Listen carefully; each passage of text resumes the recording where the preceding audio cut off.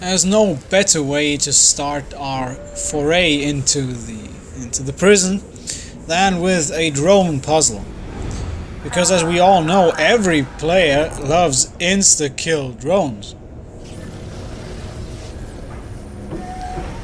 Now this is a sneaking mission, so we can't get spotted. I have yet to figure out whether or not weapons are procured on site. But then again, our fists are all we need in the never-ending flood of battles Nilin is getting dragged into. La Bastille, the prison with a human face. Admire the lie. Blind machines serving an automated administration. That smell. That noise. It's getting under my skin. In order to get into the prison, you'll need to intercept an empty cell and use it like an elevator.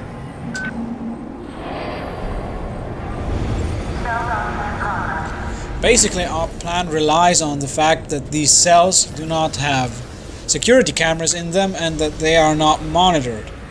If they were, we would just be getting ourselves captured, and with how much I trust Edge, I kind of thought that would happen when I first played the game. Of course it doesn't. Edge might be many things, but he is not disloyal, if only for the fact that he has seen our fist of justice, and he has learned to fear it.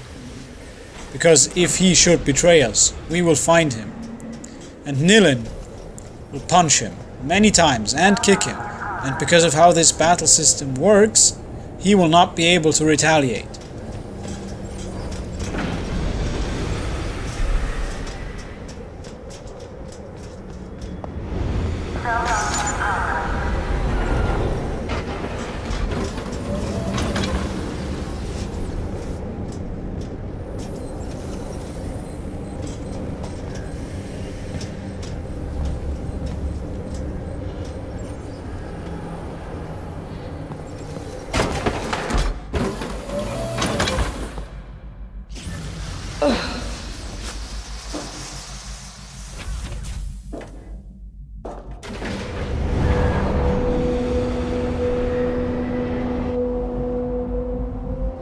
This cell, it reminds me of something really bad.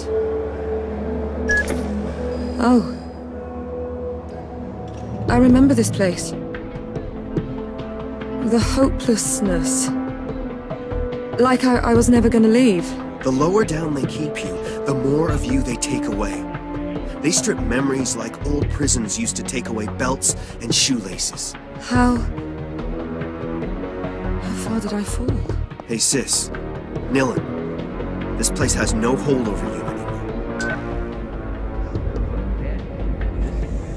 While it seems like the game is dropping you into a hub area to explore here, it's actually just another corridor among corridors.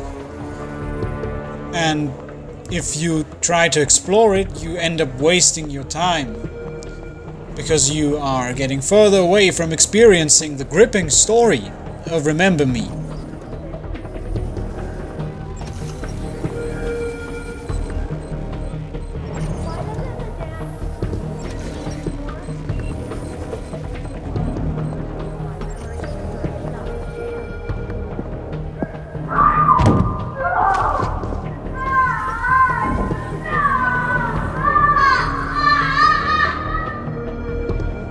On the other hand, why not linger a while and admire the set design, because this is basically what Michel Foucault imagined the Panopticon to look like. This is almost a perfect recreation.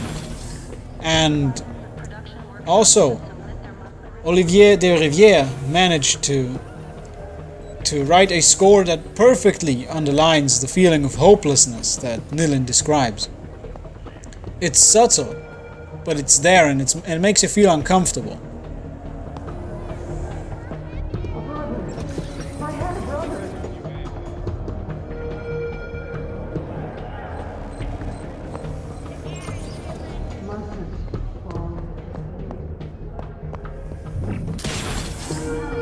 Progress in seconds 4, And it's not just the prison part of La Bastille.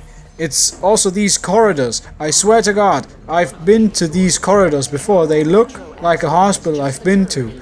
And it's such a good imitation of the real thing that I almost feel sick while walking through these. Or could it be an attempt to draw tourists to this rotten district with an imitation of the ghost train? Whatever the origins, it is a scoop, and Maggie told you first. Latest explosive. The only thing that's missing from here is actually people, personnel, people working here. But then again, you can say, oh, they've got robots to do this. They don't need nurses or wardens or people doing the cleaning. In fact, there are several cleaning robots right here, and they have drones. However, this makes all these sets feel kind of deserted, which I personally feel detracts from the game. In this case, however, I understand why this is done, because everyone who spots you would immediately trigger an alert, and that would be a game over. As you can see, this is what happens if you get caught by real-life human beings in La Bastille. You could watch this forever and it loops until the end of time, or you could go to the end of the server room to find a hint. Yes, this is the part of the game where sat patches and focus boosts start to become more cleverly hidden or guarded by drones, which means you have to work against the camera sometimes. And trust me, this is going to be real fun in a later episode. It involves a lot of effort on my part to not die and to edit out my deaths in post. It's really fun. All personnel are reminded that unscheduled work breaks are prohibited. Also, please note that maintenance zones are not designated rec areas.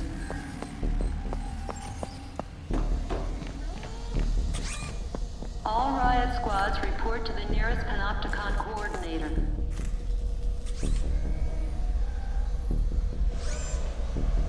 Please consult your terminals for updates to your list of patients.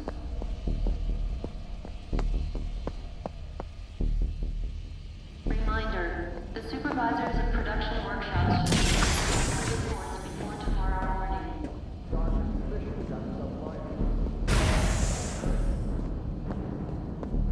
All requests for vacation absences must be approved by your section supervisor. Sergeant Vaughn, as much as I appreciate your services, I do nonetheless require a minimum standard to the specimens you bring us. I need healthy specimens, not trauma victims! Yeah, whatever. Just fill out a damn form. Appointment notice. Madam and Dr. Quaid are required in the interrogation block. I shall mention your slipping standards to Madame. See what she wants to do about it. Oh, gee, would you? That'd be just peachy, prick.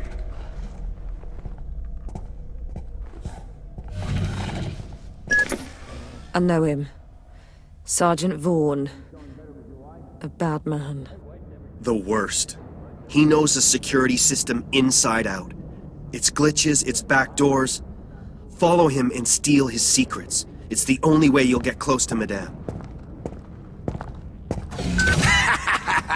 Hello, beautiful ladies. Time for your cavity search.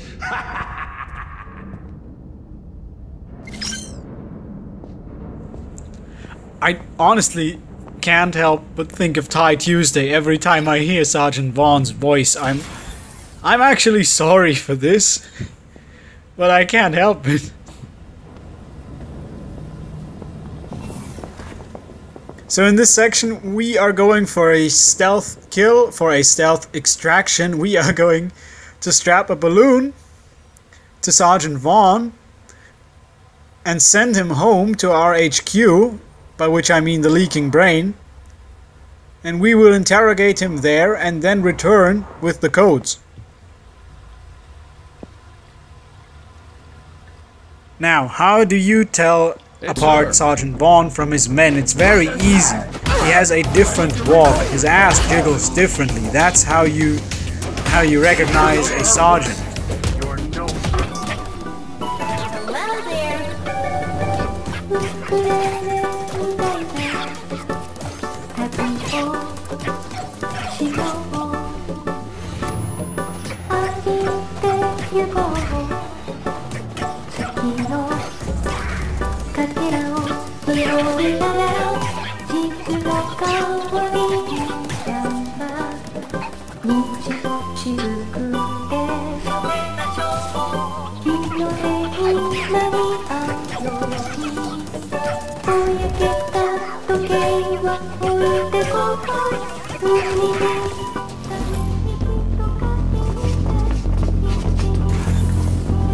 Get closer for exit!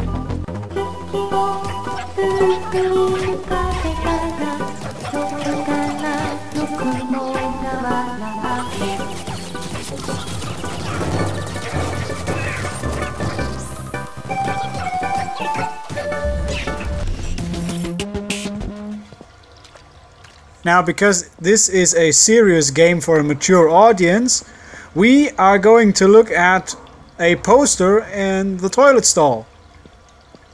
Yeah, it's almost like Kojima had his hands in this game. You can almost feel his presence. He never leaves.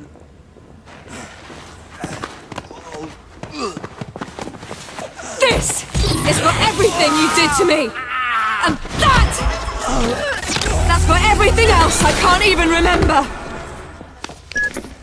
There you go, sis. You got the keys to the kingdom. La Bastille is yours.